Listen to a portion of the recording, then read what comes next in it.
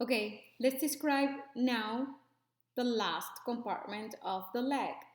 And well, that is the posterior compartment of the leg. This one, remember, is organized into two different layers. The layer of muscles closer to the skin, that's the superficial layer, this one. They can be seen actually through the skin, the bulk of these muscles, or the bulge of these muscles, and deeper to those muscles on a deep layer closer to the bones, away from the skin. That's the deep layer of the posterior compartment of the legs. So let's start describing the superficial layer.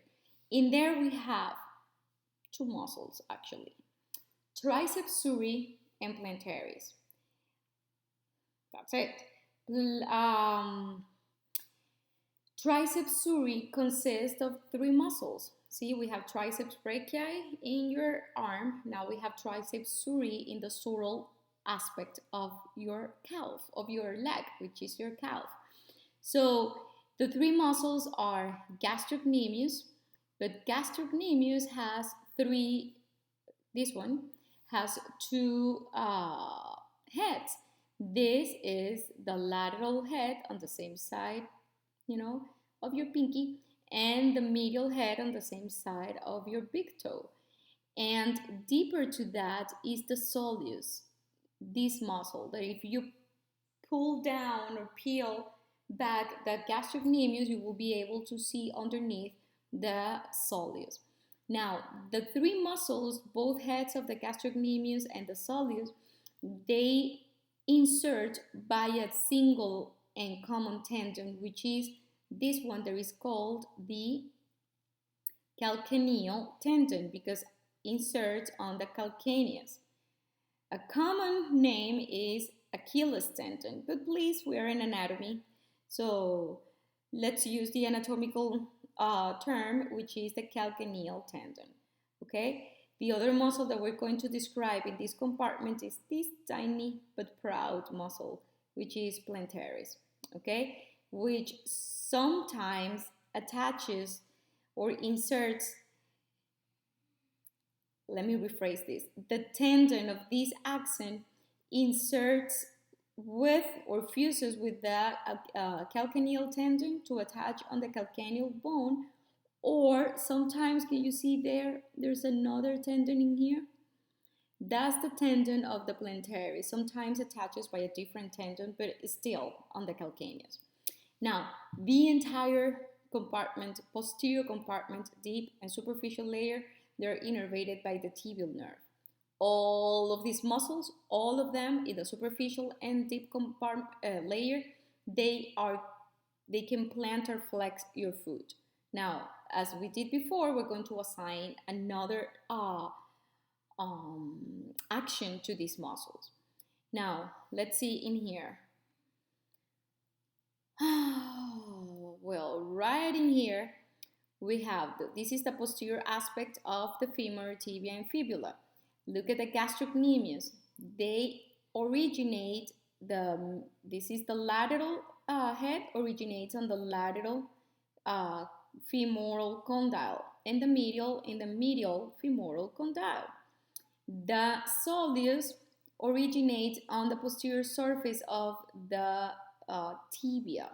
So this is important because from this group of muscles, this is the entire triceps suri, both gastrocnemius and soleus. Only the gastrocnemius crosses posteriorly the knee joint. The soleus, as you can see, is not attaches distally on the tibia, it's not crossing the knee joint. Hence, the gastrocnemius can, as a secondary action, it can't, what do you think? If you contract this, the muscle like this, like that, you're going to flex the leg. Okay? But remember, the main action, the prime action in here is to plantar flex the foot. Okay? So when you contract this muscle, and you're pulling this tendon upwards and you're lifting the calcaneus, so you're gonna end up walking in your tiptoes, and that's plantar flexion. Okay, so that's the action of gastrocnemius: flexion of the leg and plantar flexion. Soleus, it doesn't have a second action. This is a pure plantar flexor of the foot. Now, the other muscle that we don't have here, but is part of this compartment, is the plantaris, which also originates right here in the lateral compartment of the femur. And the tendon, remember, either if the muscle is tiny, it's just like this part, and after that what we have is just a tendon, and it can fuse with the tendon of the calcaneal, with the calcaneal tendon, or it can attach separately by another tendon into the calcaneus. So actions the same as the gastrocnemius, but since this is a tiny muscle, it is a synergist or aids, okay, in the flexion of the leg and and plantar flexion. Innervation, all of them, tibial nerve. Oh, look at that. I was drawing, and in here I have the plantaris. So this is the plantaris. From the lateral condyle of the femur, look how tiny it is, and look at the tendon, how it crosses in between the soleus and the gastrocnemius. And in this case, is attaching, on its own into the calcaneus, but sometimes it can fuse with the calcaneal tendon. Now, the deep layer, that was the superficial layer. Let's go deep. Let's remove, let's cut. Look, they cut in here. Not wide, come on. Okay, they cut in here the, the medial gastrocnemius, they cut the lateral gastrocnemius, they cut the plantaris, and they cut in here the soleus. So you cut all the superficial layer so we can see the deeper layer. So see, we're seeing more bones, okay? Now, in here we're going to describe the popliteus, then the tibialis posterior, then the flexor hallucis longus and the flexor digitorum longus, okay? This one and this one. Let me show you in here. Oh, by the way, all of them, again, innervated by the tibial nerve, all of them can flex the plantar flex your foot. Let's see the muscles, origins and insertions. Black? Yeah. Okay, popliteus, easy. It goes from, again, lateral condyle of the femur to the tibia. So it can assist on the plantar flexion of the flexion of the leg at the knee, because it's crossing posteriorly the knee joint. But the most important function of this popliteus muscle is that, do you see the direction? Move the, I'm gonna go back so we can see really fast the direction. Try to move the insertion towards the origin, right? What are you gonna do? You medial rotate the leg, okay? Not the hip, the leg at the knee. And this happens, this little muscle is active whenever we are unlocking the knee from a fully extended position to the beginning of flexion. Okay, there's a medial rotation in there, like to unlock it so we can continue flexing the the leg. So first the popliteus unlock, and then the hamstring complete the flexion. So those are the two actions. Flexion aids, okay, in flexion of the leg and medial rotation of the leg. Now, what is the next one? Let's go with tibialis posterior. And tibialis posterior, of course, attaches on the tibia, but also in the interosseous membrane and part of the fibula. And look at the tendon. Follow the tendon always. We are in the posterior aspect of the leg and in the plantar aspect of your foot. Okay, so this is the bottom of your foot.